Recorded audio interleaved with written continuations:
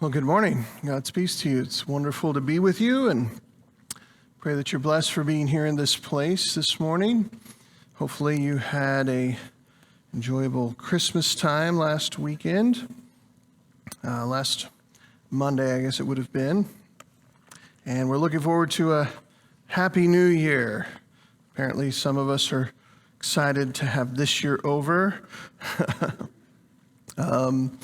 But always with the new year, there is hope. There's hope of things to come, things that are better. We are going to be starting a preaching series, at least for the next month or so, where we're going to be addressing what is sometimes called Christian apologetics or evidences for faith. And I've just simply entitled the series Reasons to Believe. And we're going to take as our key text this morning from the letter, 1 Peter, one of Peter's letters, 1 Peter chapter 3, there in verse 15, where Peter simply says, "Instead, you must worship Christ as Lord of your life, and if someone asks about your hope as a believer, always be ready to explain it." Other translations, that's the New Living Translation. It's still December, so I'm preaching out of the New Living Translation. I believe we're going to move to the Christian Standard Bible for next year. And then that'll probably be the end of my rotation of translations for a while. We'll go back to the English Standard or the New American Standard after that. So if you want to read through the Bible again, I know some people have done that last year. This year, if you want to read through the Bible, the same translation we're using to preach out of, that'd be the Christian Standard Bible. But today we're using the New Living Translation, and the translation, "always be ready to explain," it's a little different than what you might see in other translations. Some will render it as "always be ready to give an answer," and some will say "always ready to defend." And that word defend is the word apologia in the Greek. That's why we call it Christian apologetics. It isn't that we're apologizing for being Christians, but that we're giving a defense, that we're giving a reason to believe, explaining, defending, answering for the hope that we have as believers. The Apostle Paul also speaks of this kind of defense as a normal part of his ministry when he writes to the Philippians. In Philippians chapter 1, there in verse 7, it says, "So it is right that I should feel as I do about all of you, for you have a special place in my heart. You share with me the special favor of God, both in my imprisonment and in defending and confirming the truth of the good news." That defense is something that we're going to be looking at over the course of the next several weeks. What is it that we believe, and more importantly, why? Very often, people will explain the reasons they believe in Jesus in these terms. They'll say, typically one of four things. They'll say, one, well, I was born into a Christian family, or I was born in a Christian tradition. And maybe that's you today. Maybe the reason, if somebody asks you, why are you a Christian? You might say, well, I've always been a Christian. My parents took me to church when I was, 3 days old, and I've just always been a Christian. Others will say, well, I believe what the Bible says is true, and that's why I'm a Christian. And others would say, well, have been following Jesus, and it's changed my life for the better. I live the teachings of Jesus, and it's been good for me. Others will say, I had a religious experience, a personal experience that convicted or convinced me to be a Christian. Now, those are all interesting and in some ways important reasons that might add to why you believe what you believe, but they're not really sufficient reasons. The same reasons could be used to justify any set of beliefs. For example, someone could say, well, I was Buddhist. I have always been a Buddhist because I grew up in a Buddhist family. Or someone might say, I believe what the Book of Mormon says is true, and so I take it as true. Someone else might say, following Allah has changed my life for the better. Or someone might say, I had a personal experience with the Great Spirit in nature, and it convicted me. While these reasons to believe are perhaps relevant to us as individuals and may contribute to our overall stance, our overall position in terms of our faith, they cannot be the foundation of our faith because they are ultimately based on subjective experience. They have to be stronger than that. And the Bible actually calls us to a stronger foundation of faith. When the prophet Isaiah was sent forth to speak on behalf of the Lord, he reached out to people and says, thus saith the Lord, come let us reason together. In Isaiah 1 verse 18, he says, come let us now reason together. He says, let us settle this in this translation, but other translations will have it reason. Find an agreement there. In Matthew chapter 22, verse 37, Jesus talks about the greatest commandment, and he says it's to love the Lord your God with all your heart, with all your soul, and with all your mind. Now, a lot of religious people don't think you need to have a mind to be religious. You can just have feelings. You can have experiences. William James wrote a century ago about the varieties of religious experience, where he looked at people all across the world and throughout history who've reported various religious experiences. And he concluded that it's a feature of human nature to be religious. Bob Dylan coined it. He brought that all down into his song, You're Gonna Have to Serve Somebody. It may not be the devil, it may not be the Lord, Bob Dylan said, but you're going to have to serve somebody. Essentially highlighting that truth that William James noted a long time ago, which is that we are essentially worshiping creatures. If you don't worship the true and living God, you'll worship something. It just won't be worthy of your worship. And it'll distort who you are as a person, because when we worship, when we honor that which is not worthy, we not only degrade that object, that idolatry, but we also degrade ourselves. So the reason we want to spend some time thinking about reasons to believe is because we need a faith that is firmly rooted in objective truth. Now, how do you get to truth, right? That's a big question today. It's not really a new question. You remember Pilate asked the question to Jesus when Jesus told him that he was of the truth. Pilate said, what is truth? In that skeptical tone that is so familiar today.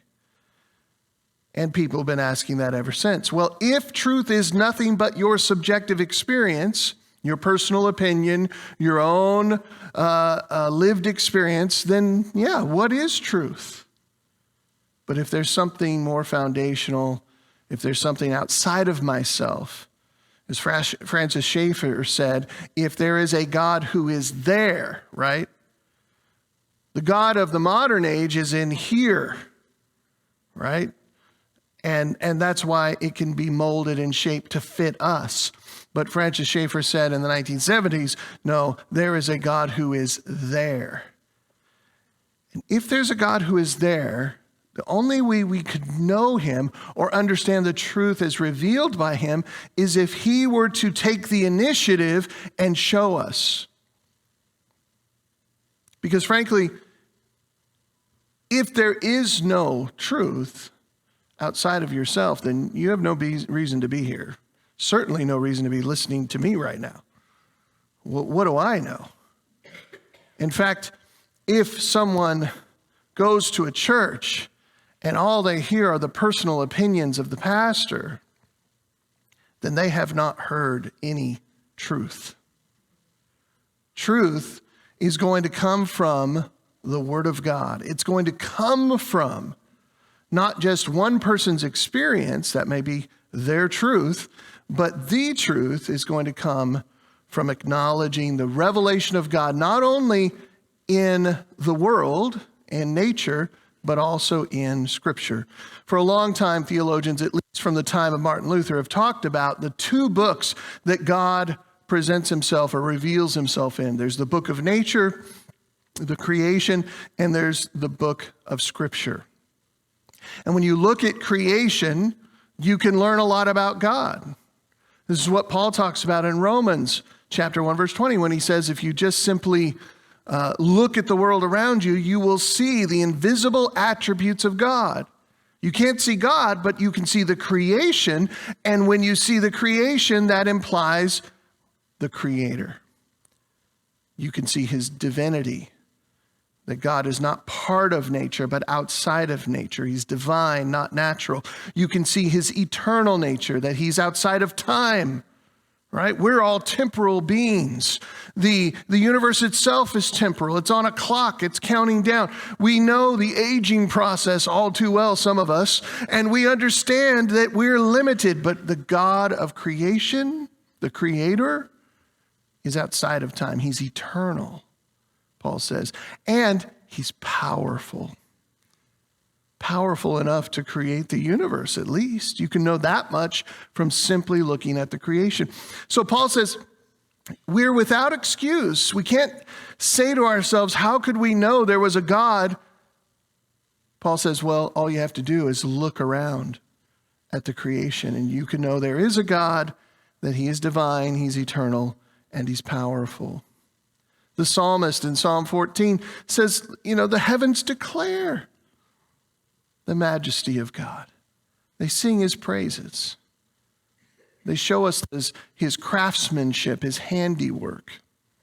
And so we are not called simply to feel our way to God or simply to follow the cultural traditions we've been given and has been handed down to us, but we're called to love the Lord our God with our minds. There was a book published, it's been more than 2 decades ago, called The Scandal of the Evangelical Mind, referring to evangelical Christians in the United States. And you know what the scandal was? They had no mind. That was the scandal. They had a religion of pathos, of emotions, of a passion, of affection, but not an intellectual basis for it. Now, you don't have to be Einstein. You don't have to be a Greek scholar or Hebrew scholar, but you do have to use your mind to be a Christian.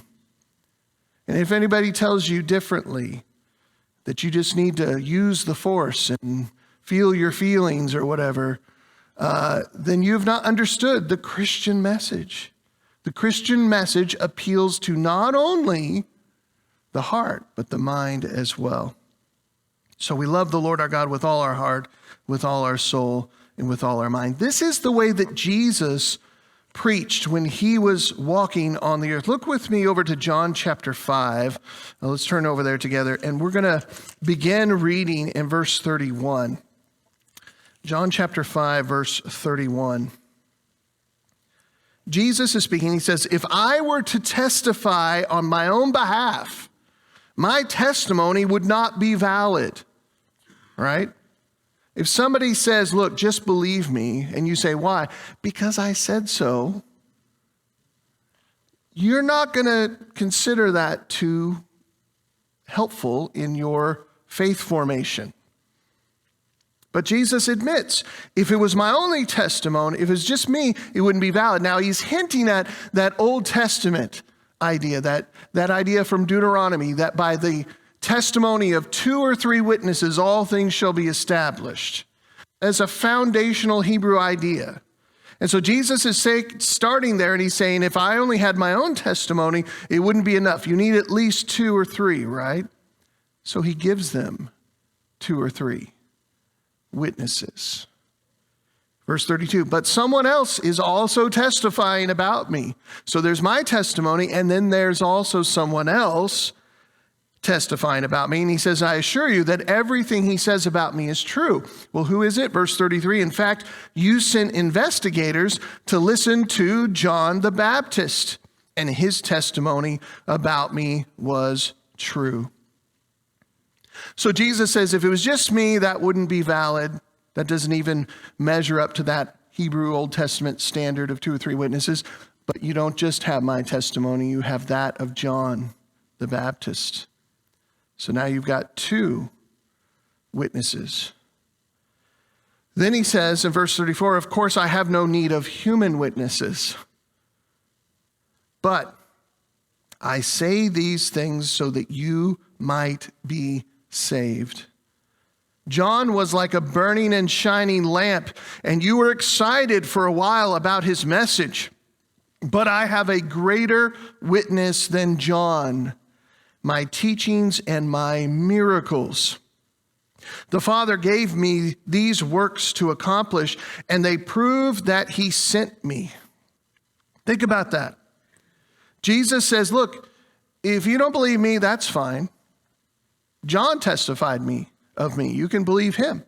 But you don't even need to believe any human testimony, because the Father has given me these works to do, and I have performed these miracles that confirm, that prove that he sent me. Verse 37, and the Father who sent me has testified about me himself. You have never heard his voice or seen him face to face, and you do not have his message in your hearts because you do not believe in me, the one he sent to you.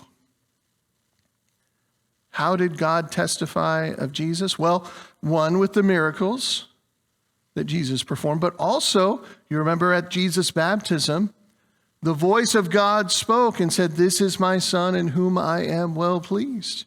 But not only that, in verse 39, Jesus says, you search the scriptures because you think they give you eternal life, but the scriptures point to me. Yet you refuse to come to me to receive this life.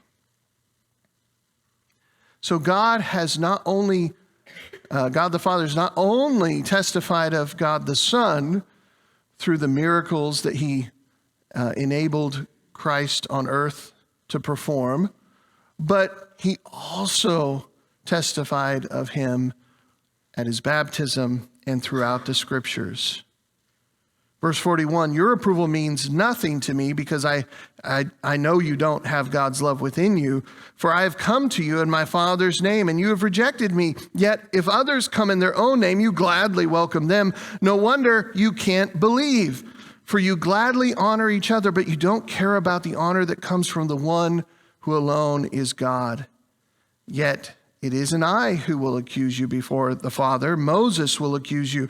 Yet Moses, in whom you put your hopes, Moses, in whom you put your hopes, if you really believed Moses, you would believe me, because he wrote about me. But since you don't believe what he wrote, how will you believe what I say? Jesus does not expect those who heard him preach the gospel to believe him and to believe the claims he made about himself without evidence, without testimony, without witnesses. And so he provides them. He talks about his own testimony, the testimony of John the Baptist, the testimony of God the Father, the miracles that were performed, the scriptures that prophesied of him, and Moses, who he says spoke of him. Now, in the midst of all that, he says, I'm giving you all this evidence, but I know you're not going to believe. You would not believe me even with all this evidence, but you'll believe someone else who has no evidence. I don't know who said it, but it reminds me of the quote that if you don't stand for something, you'll fall for anything. It's amazing what people today believe with no evidence. They reject Christ. They reject the Bible, which presents and puts forward all kinds of evidence for the claims made by the Bible and the claims made by Jesus. And they will accept theories of UFOs and ghosts. And they'll accept theories of a soul that's genderless and fluid. They'll accept theories that have no basis in any evidence at all. And if you ask them, why do you believe that? They would simply say, well, I just choose to believe what I want to believe. And Jesus says, yeah, I knew you'd do that. That's what most people do who reject the truth. The Apostle Paul says in 2 Thessalonians chapter 1, verse 8, that one of the reasons that people are going to be judged eternally when the Lord comes back, and the Lord, when he comes the second time, we just celebrate Christmas when he came in the manger as a little baby, meek and mild. When he comes back a second time in 2 Thessalonians chapter 1, verse 8, Paul says he's coming in flaming fire. And he's going to bring vengeance on those who do not know God and do not obey the gospel because they did not receive what? A love for the truth. There can be plenty of folks who prefer the lie because they don't love the truth.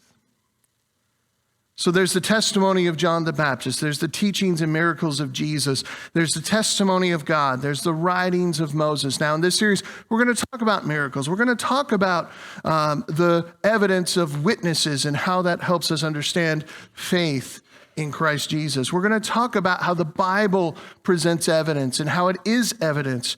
And all those things are going to be helpful to serve as a foundation for our faith. That is not just emotionally, but also intellectually satisfying.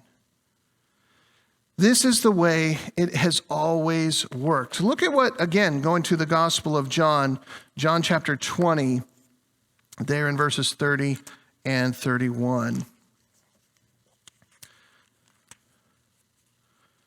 John says, the disciples saw Jesus do many other miraculous signs in addition to the ones recorded in this book. Now, John's referring to his gospel, and if you read the Gospel of John, it really is arranged according to certain miracles, starting with the miracle of turning water into wine in Cana and so forth. And he says there were other miracles. John just mentioned these, but there were many, many other miracles performed in the sight of Jesus' disciples. In verse 31, he says, but these are written so that you may continue to believe that Jesus is the Messiah, the Son of God, and that by believing in him, you will have life by the power of his name. It's important to know why you believe what you believe. It's important to know the basis for it. And John does not expect us to believe without some evidence. In fact, Jesus himself, he talked about evidence when disciples were questioning who he was. Right after the crucifixion, many of his disciples were scattered and they were discouraged. Two of them had decided to just pack it up and go home. So they were walking away from Jerusalem along this road that went to Emmaus. And as they walked along, a stranger came up alongside them and traveled with them for a while. And he asked them, what's been going on? What are you doing? And they're like, where have you been? Do you not know what's been going on in Jerusalem about Jesus, this person we thought was going to be the Messiah, and then he ended up getting killed by the Romans, and we're kind of discouraged now, and so we're getting out of Dodge. We're headed out of town. And he says, oh, okay, I'd never heard of that.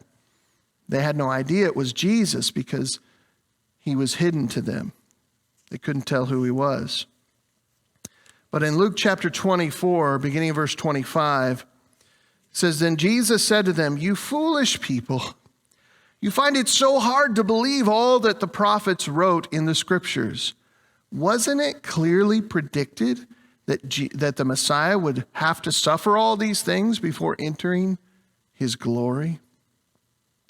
Then Jesus took them through the writings of Moses and all the prophets, explaining from all the scriptures the things concerning himself.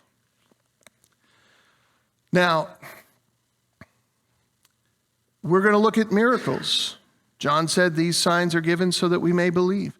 We're going to look at fulfilled prophecies. Because as Jesus said, all these things pointed to him. And if they believed what the scriptures said, they shouldn't have been surprised to see what happened at Calvary. We're going to consider these as evidence. Now, if someone asks, is what Peter says, going back to 1 Peter chapter 3, verse 15. Remember, he says, always be ready to give an answer if someone asks about the hope you have as a Christian. It isn't something that Christians do that is, how should I say this? We don't want to go around beating people over the head with the truth. Have you ever been beaten over the head with the truth? I have. When I did something wrong and somebody came along and they said, look what you did, look how wrong it was. And they just beat me over the head with it, right? Didn't make me really want to deal with it very much. Or when somebody tries to point out that what I believe or what I think is wrong, and they get up in your face and they point a finger at you and they say, you are so wrong. How could you ever think like that? How could you ever believe that? If that's your approach to apologetics, if that's your approach to defending the faith, you might prove your point and convince no one. Sometimes married couples like to fight this way. They're going to win at all costs. And when you go about to win, that means somebody has to lose, right? And if the person who loses is your spouse, guess what? You lose too, right? So we don't want to approach evidences for the faith or apologetics or defending the faith in this aggressive, antagonistic, win at all costs approach. Christianity is not in an insecure position. We don't have to go around overcompensating for some inferiority complex we might have as Christians. All we have to do is proclaim the faith, proclaim the good news. That's what evangelism is. It means good news, spreading the good news, the euangelion, right? The good message. Go around, spread the good message. Now, somebody's eventually going to ask you, if you do that, why do you believe in that? And Peter says, be ready to give an answer when someone asks. So you don't need to go down on the street corner with a bullhorn shouting at people. Not only is that highly ineffective and offensive and probably leading more people away from the faith than toward it, it's not what Peter says to do. Peter says, be ready to give an answer. So now there are some of us who take that to the extreme, right? We read, we study, we go to maybe Bible college or seminary, we go to training. Some people become pastors and missionaries and full-time evangelists or even apologists, and they go throughout the world doing that kind of work. But Peter isn't just writing to those folks. He's writing to all of us who have hope as Christians. Do you have a hope as a Christian? Then be ready to give an answer, Peter says. If I were to ask you today, can you defend your hope in Christ? What would be your answer? If you're not sure, then I want you to come back every Sunday for the next 8 weeks, because it's my goal to help you be ready to have an answer. Now, why would anybody ask you about your hope in Christ? Is it possible no one will ever ask you that question because, well, they may not even know you're a Christian? Or if they do, they wonder, if you really are a Christian, Peter assumes that we're going to be asked about the hope that lies within us. When he writes this passage, he's writing to people who are suffering for their faith, who are being persecuted, who are being beaten and imprisoned for their faith. And of course, the question is going to arise, why are you doing this? Why not just renounce Christ and not suffer? Be set free from prison. That's why people were asking the question. And Peter says, be ready to give an answer, a defense. Today, you may never be persecuted in that way for what you believe. But I hope we're living lives that evidence, at least to those around us, that we have a Christian hope. And if we're not asked ever in our lives why we believe what we believe, then I might suggest to you it's because you're not living in a way that would suggest that you have a Christian hope.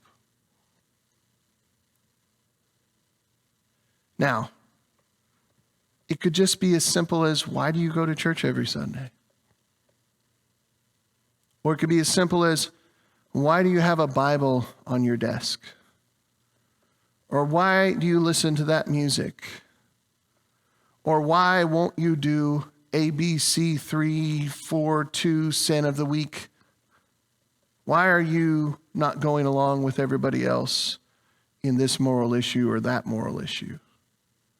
Sometimes that's how the question is asked. It's not always framed in, why do you have a hope that when you die after persecution that you'll be okay? That may not be the way it's framed for you. It may be framed as, why do you believe the Bible? Everybody knows that book was written by men to oppress women and racial minorities. And you know that book's been changed a million times throughout the century. So why do you bother with it? That might be the way the question is framed. And you're going to be asked to give a defense. Or it might be framed in terms of, why do you believe in Jesus? Everybody knows he was a myth. He never existed. One of the most famous atheists in the world, Christopher Hitchens, contended that Jesus was a mythical figure like Hercules. Now, he was an idiot. Well, he wasn't an idiot. He was very smart. He was idiotically wrong about that fact. Jesus is probably one of the most historically attested persons from ancient times that there could possibly be. But there are going to be folks who will ask questions like that, or they'll ask you, why do you follow a moral system that is so socially regressive? Don't you want to be on the right side of history? And you're going to be asked to give a defense of the hope that lies within you, of your Christian hope. What does it mean to be ready? Well, it doesn't mean that you have to have an answer for every question that could possibly be asked. If that were the case, no one would ever be ready. Your answer might be, I'm not really sure, but let me talk to my pastor and I'll get back with you. Or your answer might be, I don't know the answer to that question, but I have a good Christian friend that we could both meet with, and I think he might be able to help us understand that question better. So you don't have to have all the answers. You just have to be ready to make a defense. Ready does not mean that we must always be studying and preparing for the chance that someone might ask us a question like prepping for a final exam. Ready means being prepared to give an answer for the hope that we have as Christians. Now, for me, it always goes back to the resurrection of Jesus Christ. Look at what Jesus says in Matthew chapter 12, beginning there in verse 38. It says, one day some teachers of religious law and Pharisees came to Jesus and said, "Teacher, we want you to show us a miraculous sign to prove your authority." But Jesus replied, "Only an evil, adulterous generation would demand a miraculous sign. But the only sign I will give them is the sign of the prophet Jonah. For as Jonah was in the belly of the great fish for 3 days and 3 nights, so will the Son of Man be in the heart of the earth for 3 days and 3 nights. Verse 41, Jesus says, the people of Nineveh will stand up against this generation on judgment day and condemn it, for they repented of their sins at the preaching of Jonah. Now someone greater than Jonah is here, but you refuse to repent. The Queen of Sheba shall also stand up against this generation on judgment day and condemn it, for she came from a distant land to hear the wisdom of Solomon. Now someone greater than Solomon is here, but you refuse to listen. Jonah was a mighty prophet. He never really got it. Jonah was known throughout the world, even in distant lands like Nineveh, as a prophet of God. And when he came and he prophesied that God's judgment was going to come down on Nineveh, they repented. They listened. Jesus comes to his own people and they demand a sign. Prove who you are. And he says, okay, I'll give you a sign. It's the only sign. He says, just like Jonah was in the belly of the fish for 3 days and 3 nights, the Son of Man will be in the heart of the earth, the belly of the earth, for 3 days and 3 nights. And we know the story. Jesus was crucified. And then on the 3rd day, he rose again. The resurrection of Jesus, as we're going to see in this series, is the linchpin. It is the only sign. You might have noticed already from Jesus' own words that he affirms the writings of Moses. There has been, at least since the 1800s and certainly ongoing today, a lot of debate in scholarly circles about, did Moses ever write anything in the Old Testament? Or was it all redactors and editors and so forth? But Jesus says Moses wrote. So when I read that the Messiah who rose from the dead, who proved by that resurrection to be who he claimed to be, the Son of God, I'm going to trust what Jesus says about who wrote the Old Testament.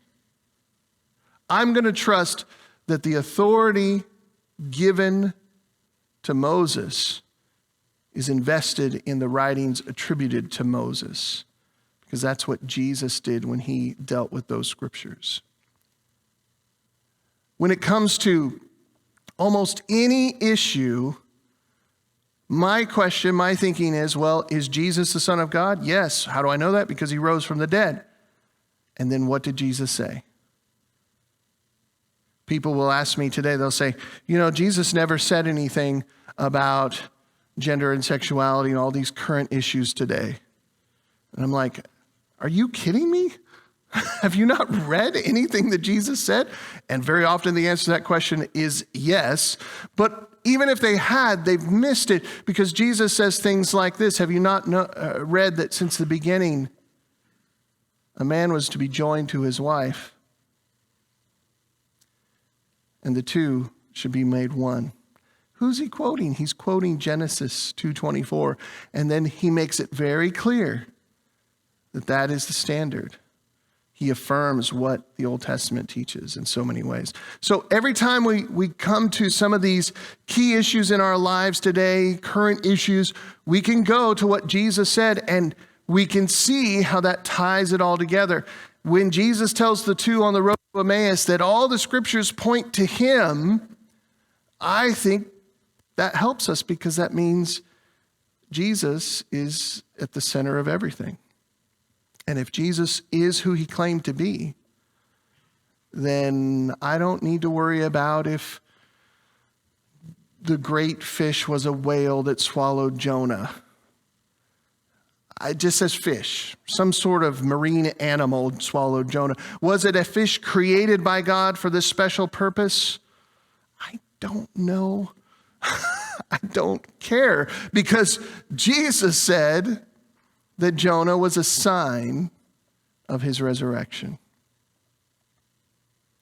I don't have to worry about, did the sun stand still during a battle under Joshua? Well, I don't have to get my astrological, I have to get that right. No, astrology, no, astronomy.